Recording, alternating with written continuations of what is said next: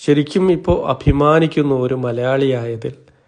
നിങ്ങളെല്ലാവരും അഭിമാനിക്കണം. കാരണം വയനാട്ടിലെ ഉരുൾപൊട്ടൽ നമുക്കുണ്ടാക്കിയത് വലിയ മനസ്സിൻ്റെ വലിയൊരു വേദനയാണെങ്കിലും അതിനുശേഷം ഇപ്പം നമുക്ക് കാണുന്ന കാഴ്ചകൾ തീർച്ചയായും അഭിമാനിക്കാവുന്ന അല്ലെങ്കിൽ ആശ്വസിക്കാവുന്ന കാഴ്ചകളാണ്.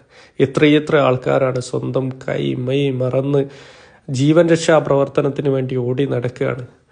അതിൻ്റെ കൂടെ തന്നെ ഒരുപാട് പേര് ഞാൻ ഇത്ര വീട് കൊടുക്കാം, ഞാൻ ഇത്ര സ്ഥലം കൊടുക്കാം, ഞാൻ ഇത്ര ജോലി കൊടുക്കാം, ഞാൻ ഇത്ര അവർക്ക് എന്ത് വേണമെങ്കിലും എന്നോട് പറയാം എന്നുള്ള രൂപത്തിൽ മലയാളികൾ ഇങ്ങനെ മത്സരിച്ചു കൊണ്ടിരിക്കുകയാണ് അവരെ സഹായിക്കാൻ വേണ്ടി.